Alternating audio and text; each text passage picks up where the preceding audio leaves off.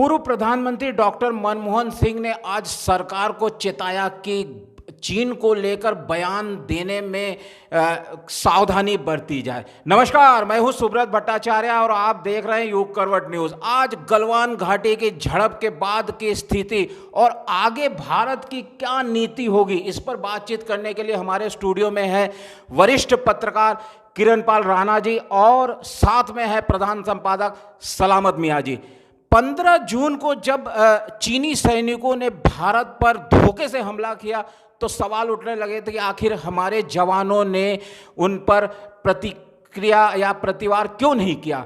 इस पर बातचीत करने के लिए हमारे साथ किरणपाल राणा जी है। राणा जी, जो पूरी गलवान घाटी की उस दिन को जो स्थिति थी, क्या हुआ, उस पर आपकी क्या विचार? इसमें सर जो सबसे बड़ी बात है इसमें कि हमारे जो सैनिक थे उन्होंने इतना प्रतिरोध किया है कि उनको लगभग 1 से 1.5 किलोमीटर तक उनको हम लोगों ने उनके एरिया में दिखा दिया उनको।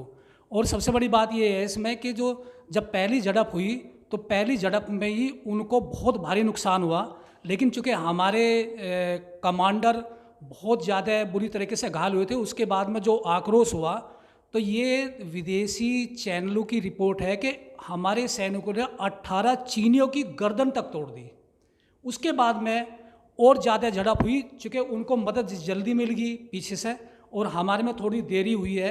इस तरीके से हम कुछ बैक हुए उस पॉइंट। आज पूर्व प्रधानमंत्री डॉक्टर मनमोहन सिंह ने मोदी सरकार को चेताया कि चीन को मामले में बहस या जो बयान देने में सावधानी बरती जाए। सर, आज बहुत दिनों बाद डॉक्टर मनमोहन सिंह का बयान आया, उन्होंने सरकार को एक तरह से चेतावनी दी कि चीन मामले में जरा संभल कर बोलिए। खास तौर पे इशारा क्या प्रधानमंत्री मोदी की ओर था? नहीं, बिल्कुल था। उन्होंने देखिए यूपीए 1 और यूपीए 2 10 साल के कार्यकाल में वो खामोश रहे और अभी भी बहुत टाइम से वो खामोश थे, 6 साल तक इतना कुछ नहीं बोल पा रहे थे, लेकिन आज उन्होंने बहुत बोला भी है, एक बयान जारी किया है और उस माननीय प्रधानमंत्री जी को जो है उन्होंने एक्शन लेने की बात भी कही है और नसीहत भी दी है। और उन्होंने यहाँ पे जनादेश वाली बात भी की है कि जनता जो है जो शब्द बोले जाएं उन शब्द का सम्मान भी रखना चाहिए। तो जाहिर है कहीं ना कहीं उन्होंने ये बात कही है, जिस तरह माननीय प्रधानमंत्री जी ने कहा कि जांबाजों की कुर्बानी व्यर्थ नहीं जाएगी, तो मुझे लगता है मनमोहन सिंह चाहते हैं कि इस पर एक्शन भी होना चाहिए। साथ ही उन्होंने वो जो सर्वदलीय बैठक वाला जो मामला था, जो बड़ा इशू बना, बाद में पीएमओ ने बयान जारी किया, उस बयान को लेकर भी नसीहत दी है कि इस तरह के बयानबाजी नहीं होना चाहिए। साथ उन्होंने कई जगह झूठ का बवंडर वाली बात भी कही है। तो मुझे लगता है कहीं ना कहीं उन्होंने आज बहुत कुछ कहा है और कम शब्दों में बहुत बातें कह दी हैं। लब्बो लुबाब ये माना जाए कि सभी को साथ लेकर चले ऐसे चीन के जैसे संवेदनशील मुद्दों पर? हाँ, बिल्कुल सही बात है। जिस तरह से सरकार अभी तक इसमें कोई बयानबाजी नहीं कर रही थी, 19 जून से पहले कोई पूरी जानकारी भी नहीं दे रही थी, तो जाहिर है कि इस कहीं ना कहीं सवाल उठ रहे थे। और ख़ासकर कांग्रेस के राहुल गांधी इसमें बहुत कुछ ट्वीट कर रहे थे, जबकि कांग्रेस अध्यक्षा इसमें ज़्यादा नहीं बोल पा रही हैं। उनकी तरफ से कोई इतना नहीं आया, सर्वदलीय बैठक में बोली थी। लेकिन आज मनमोहन सिंह का बयान जो है काफ़ी अहम है और मुझे लगता है वो बहुत कम बोलते हैं, लेकिन जो बोलते हैं बहुत नाप तोल के बोलते हैं, तो उनके बयान को गंभीरता से लेना चाहिए। हाँ सर, राहुल गांधी का एक ट्वीट आया, सुरेंद्र को उन्होंने सरेंडर करके दिया है, क्या कहेंगे उस पर? नहीं, वो एक्चुअल में बहुत गलत है इस तरह की बातें। देखिए, जब उन पर बड़ी खिंचाई हुई और इस उनके बयान से, देखिए सही था जब तक वो कह रहे थे कि साहब जनता बताना चाहिए, देश को जानकारी देना चाहिए, हम साथ हैं, सब कुछ ठीक है। लेकिन वो जो सरेंडर वाली बात आई है उसको कहीं ना कहीं देखिए इसका सेना का मनोबल तो गिरता है इन बातों से, जिस तरह की उन्होंने कही थी। और उनका बयान लगातार ये था कि भारतीय प्रधानमंत्री ने जो है चीन के सामने ज़मीन सरेंडर कर दी। ये बहुत बचकाना बयान था और इस तरह से अभी ये अपना बयान बदल देंगे वो बात नहीं है, लेकिन जो छवि उनकी बनना थी वो तो बनी गई है। जी हाँ, ये बहुत ही बचकाना बयान था, इस तरह के बयान से बचना चाहिए। आज भी किरणपाल राणा जी, आज भी जो है अधिकारी, सैन्य अधिकारी लेवल पे बातचीत चल रही है, तो ये बातचीत आखिर क्यों चल रही है जब कोई नतीजा निकल ही नहीं रहा है? लोग कह रहे हैं कि अब चीन के साथ आर पार की नीति अपनानी होगी। जी, इसमें भट्टा जी जो सबसे महत्वपूर्ण बात ये है इसमें कि असली लड़ाई अगर हम इसके बैक में जाएं तो असली लड़ाई सी पैक की है। और जब से हमने देखा है कि दोनों चीन और भारत के बीच में जो तनाव है, तनाव का सबसे बड़ा पॉइंट लद्दाख है। 1962 में भी हमने देखा था कि लद्दाख ही था, लेकिन अब लद्दाख का जो सिचुएशन है सामरिक दृष्टि से वो इतनी महत्वपूर्ण हो चुकी है कि ये इतना संवेदनशील मामला हो चुका है कि पाकिस्तान चीन का सहयोगी होते हुए भी उस पर कोई टिप्पणी तक नहीं कर रहा है। इसका सबसे बड़ा जो सामरिक पहलू ये आ रहा है सामने कि आज भारत के हाथों में चीन की एक तरीके से गर्दन है, और वो चीन की नहीं केवल, वो पाकिस्तान की भी है। इसीलिए चीन चाहता है कि हम जो तनाव है वो यहाँ से निकाल कर डोकलाम ले जाए, अरुणाचल प्रदेश ले जाए, लेकिन भारत इसको सेंट्रलाइज कर रहा है कि लद्दाख में निपटा जाए आपसे। लेकिन अगर लद्दाख की लड़ाई होती है तो ये बैकफुट पर है चीन भी और पाकिस्तान भी। अभी जो जानकारी मिल रही है उसमें जो सबसे बड़ा मतलब घटनाक्रम बदल रहा है वो ये बदल रहा है कि एक भारत और चीन के बीच में बैकडोर से एक बात चल रही है, जिसमें वो इस बात के लिए दबाव बना रहे हैं कि आप CPEC में आप सहमति दें और उसमें आप अपना साझा लें, या आप उसमें एक तरीके से हिस्सेदारी निभाएं। आपने बात करी पाकिस्तान की, तो जब से ये गलवान घाटी की घटना हुई है, झड़प हुई है, तभी से पाकिस्तान के नेशनल चैनलों में इस पर चर्चा हो रही है। वहाँ पे जो पूर्व सैनिक है, पूर्व सैन्य अधिकारी, वो कह रहे हैं कि पाकिस्तान को इस समय 2 फ्रंट पर हिंदुस्तान के खिलाफ जंग कर देते। एक पाकिस्तान अगर इधर जम्मू कश्मीर में शुरू कर दे, उधर चीन वहाँ पे गलवान घाटी में, तो इंडिया पूरी तरह से फंस जाएगा। इंडिया के पास इतनी सैन्य क्षमता नहीं है कि दोनों फ्रंटों पर वो लड़ सके। क्या कहेंगे सर इस पर? ये बहुत बचकानी बातें हैं, बचकानी बहस है, और इस तरह से बातों में कोई फ़ायदा नहीं है। और आप किस देश की बात कर रहे हैं? पाकिस्तान की बात कर रहे हैं। वहाँ इतनी बुरी स्थिति है कि लोग उसमें खाने को मोहताज हैं। जंग कहाँ करेंगे वो तो ये कहिए कि विदेशियों के पैसों पे इस समय चल रहे हैं। चीन से उन्होंने बहुत पैसा ले रखा है, और देशों से बहुत पैसा ले रखा है, अमेरिका से उन्होंने पैसा ले रखा है। तो ऐसी स्थिति कहाँ है जो होगा? ये तो दिल को बहलाने का ख्याल अच्छा है गालिब, वो वाली चीज़ें हैं। बैठ के वहाँ बहस करते हैं, बाकी प्रैक्टिकली ज़मीनी तौर पर ऐसा कुछ भी नहीं है। कहाँ की किसकी जंग की बात कर रहे हैं? वो कहाँ हमसे इस तरह की बातें कर पाएगा? मुझे लगता नहीं है, सिर्फ बहस तक ही मामला ही है। जी हाँ, दिल बहलाने के लिए और भी मसले हैं गालिब। राणा जी, एक सवाल उठ रहा है, जिस तरह से चीन ने गलवान घाटी को अपना बताने की कोशिश करी, तो ये आखिर गलवान घाटी चीन और भारत के लिए इतना महत्वपूर्ण क्यों है? इसमें भट्टा जी एक अगर हम इसको देखें तय तक, तो इसमें एक जो 2 पॉइंट आ रहे हैं इसमें कि गलवान घाटी का जहाँ पॉइंट है, अगर हम उससे वहाँ लगभग समथिंग 1 मिनट, जबकि हमने पहले चर्चा की थी, सर ने बताया था कि गलवान घाटी रसूल गलवान के नाम पर है और सदियों से भारत का ही है। अब चीन उस पर अपना दावा कर रहा है। हाँ, इसका एक सबसे 2 चीज़ है इसमें कि ये एक टर्निंग पॉइंट है भारत और चीन के पास में। अगर वहाँ एक सामरिक दृष्टि से उसका महत्व इतना है कि यहीं से होकर हमारा जो दौलत बेग ओल्डी वाला जो हाईवे जा रहा है, और उधर से CPEC वहाँ से मात्र 8 किलोमीटर की दूरी पर है। चीन नहीं चाहता है कि भारत, चूँकि भारत पहले ही कह चुका है कि भाई हमको आपके CPEC से एक तरीके से मतलब नहीं है, पहला। दूसरा कि वो मानता है कि भारत हमेशा से ये मानता है कि ये हमारे लिए एक खतरा है, चूँकि इससे उसका तो बिजनेस चलेगा पाकिस्तान और चीन का, लेकिन भारत के लिए आर्थिक तौर पर भी और सामरिक तौर पर भी ये सबसे ज़्यादा एक खतरनाक है। इस वजह से भारत और चीन दोनों के बीच में ये है कि अगर हम वहाँ अपनी ताकत बढ़ाते हैं तो चाइना को लगता है कि ये हमारे खिलाफ है, और वो बढ़ाता है तो हमें लगता है कि ये हमारे खिलाफ है, जो सामरिक तौर पर सबसे एक टर्निंग पॉइंट है। जी हाँ, सामरिक तौर पर ये गलवान घाटी दोनों देशों के लिए बहुत महत्वपूर्ण है, क्योंकि इसी रास्ते से भारत ने सड़क बनाई है जो सीधे कौन सा नाम था, दौलत बेग ओल्डी तक ये सड़क जाती है। सर, एक चाइना सी में भी हरकतें शुरू कर दी, जिस वजह से बहुत सारे जापान भी परेशान है, ताइवान भी परेशान है। तो चीन ये सोची समझी रणनीति के तहत ही चारों दिशाओं में मोर्चा खोल रहा है क्या, ताकि लोगों का ध्यान अब कोरोना से हट के इस तरह से सैनिक कार्रवाई पर हो जाए? देखिए, हम लोगों ने इस बात पे पहले भी चर्चा की थी कि ये कोरोना को लेके ये बहुत घिर चुका है, और अब बहुत से, अब देखिए रिपोर्ट्स ये आ रही हैं कि वुहान में ही 36,000 लोग पहले दिन ही उसमें कोरोना से मर गए थे, और जबकि इसने 4,000 बताए थे।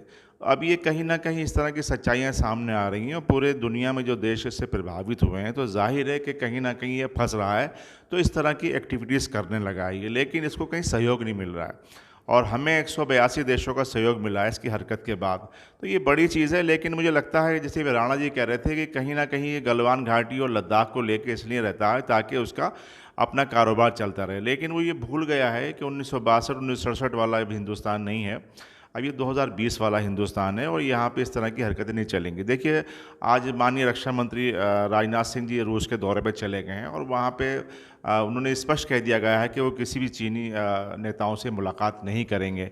तो ये अच्छे फैसले हैं, और इस तरह थोड़े सख्त रहना चाहिए। और जब तक, देखिए, बिल्कुल सवाल ये कि कारोबारी या क्या चीज़ें, वो एक अलग इशू होगा, लेकिन अगर हम इस तरह की हरकतें इसकी बर्दाश्त करेंगे तो फिर ये और अपना वो करेगा। ये चालबाज है, इसकी चालबाजों में हमें नहीं आना चाहिए। और भारत ने, देखिए, नेपाल की सीमाओं पर भी अब थोड़ी सी अपनी सक्रियता बढ़ाई है, तो जाहिर हम कहीं ना कहीं किसी इसमें कमज़ोर नहीं है। बस ये थोड़ी सियासत कम हो जाए, ये अपने देश में हम लोग जो सियासत का शिकार हो जाते हैं, इससे सेना का मनोबल जो है टूट जाता है।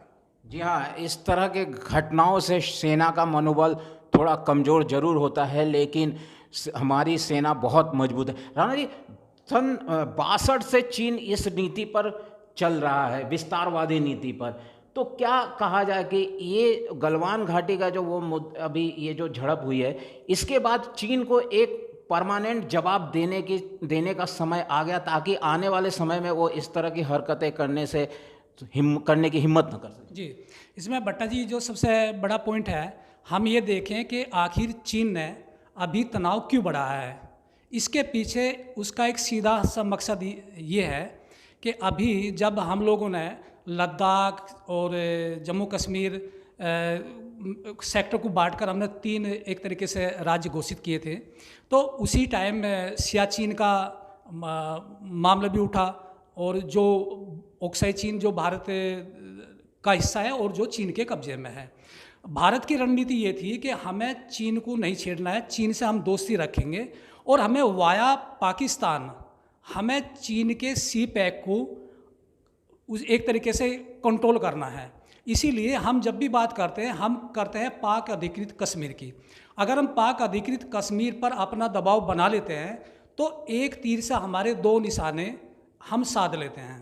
इसी वजह से इस बात की चीन को ये पता है कि भारत चीन पर हमला नहीं करेगा, लेकिन वो पाकिस्तान पर हमला कर सकता है, और अगर वो कश्मीर का हिस्सा उसने कब्जा कर लिया, तो वहीं से उसका सी पैक होकर जा रहा है।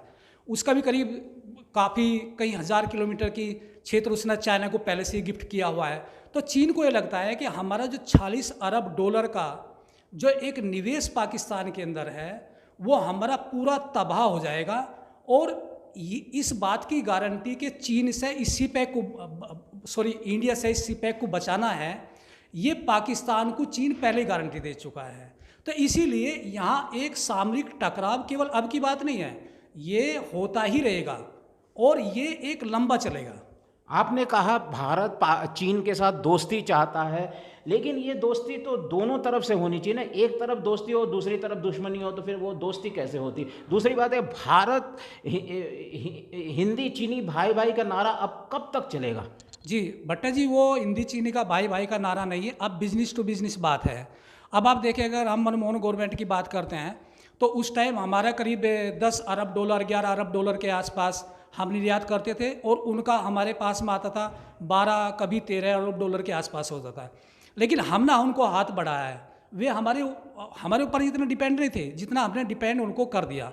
अब आप मोदी जी के कार्यकाल का अगर आप देखेंगे, तो अब हम उनको निर्यात जो करते हैं, अगर वो बढ़ा हुआ देखें तो हम 15-16 तक मुश्किल से पहुँचे हैं, और वो 67 अरब डॉलर हमारे को निर्यात करते हैं। तो डिसबैलेंस हमने किया है। अगर हमने डिसबैलेंस किया है, अगर हम पिछली सरकार की बात करें, तो वो क्या करते थे कि उन्होंने एक सूची बनाई हुई थी सामान की कि इनमें हमें एक्स्ट्रा ड्यूटी लगानी, ताकि हमारे जो छोटे उद्योग हैं वो हमारे चाइना के माल से प्रभावित ना हो। लेकिन अब सरकार वो सब भूल गई, और ये बिल्कुल भूल ऐसी है जैसे हमने 1962 में हमने देखी है। वो भूल कांग्रेस से हुई थी, और ये भूल हमारी इस सरकार से हुई है। तो इसमें आगे की रणनीति क्या हो सकती है? आगे की रणनीति अभी जो तनातनी जो चल रही है, अभी भारत काफ़ी होल्ड पर है। इसका एक रीज़न सबसे बड़ा ये है कि चाइना सी जो मामला है, जो जापान का एक द्वीप है जिसको लेकर तनातनी चल रही है, नाटो की सेना 21 तारीख का उनका वक्त था कि 21 तारीख को नाटो की सेना और नेवी जो अमेरिकन नेवी है वो चाइना सी में पहुंचेगी। और भारत जो मैंने ये महसूस किया है, जो मेरा अपना विचार है कि भारत इसी का ही होल्ड किए हुए था, क्योंकि अमेरिका पहले से ही भारत को समर्थन दे चुका है। तो इस पर जो बदले की बात आ रही है बार बार, तो भारत जो भी करेगा वो कर सकता है और उसके पास में अब टाइम है। ये कहा जा रहा है कि सिर्फ सैनिक पक्ष में या मिलिट्री एक्शन के साथ साथ कई और मोर्चों पर भी लड़ाई लड़नी, जैसे आर्थिक मोर्चों पर, जैसे डिप्लोमेटिक तरीके पे, जैसे सामरिक तरफ पे। तो सबसे महत्वपूर्ण कहा जा रहा है कि आर्थिक मोर्चों पर चीन की घेराबंदी करनी होगी। क्या ये संभव है? भट्टा जी, ये संभव इसलिए नहीं है कि हम केवल एक तरफा बात करते हैं कि अगर हम ये कह रहे हैं कि भाई चीन के सामान का हम बहिष्कार कर दें तो वो 2 दिन के अंदर हमारे यहाँ तैयार नहीं होगा। और दूसरा एक बात ये भी आती है कि भाई इन चाइनीज़ कंपनियों को बाहर किया जाए, तो चाइनीज़ कंपनी तो बाहर वो तो अपने आप नहीं आई, वो तो हमने समझौते किए। चीन के राष्ट्रपति को हमने कई बार बोला, हमने कहा कि भाई आप यहाँ निवेश बढ़ाओ, तो निवेश बढ़ा है उसका तो।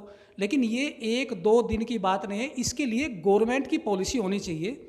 और इसमें अगर डिपेंडेंसी कम करनी है तो इसके 2-3 साल का हमें लगे कि समय लगेगा इसमें। जी हाँ, 2-3 साल का समय लग सकता है चीनी सामानों के बहिष्कार और उनके जो आयात को रोकने के लिए। सर, एक बात ये आ रही है कि चीन इस समय गिलगिट बाल्टिस्तान से वहाँ पे एक सड़क बनवा रहा है जिस पर जो है इन भारत को आपत्ति है। अब वो चाह रहा है कि पाकिस्तान के जो पीओके है वो सीधे वहाँ से चीन से सड़क पे जुड़। इसी कारण से शायद वो कह रहा है कि चीन भारत के खिलाफ एकदम उग्र हो गए।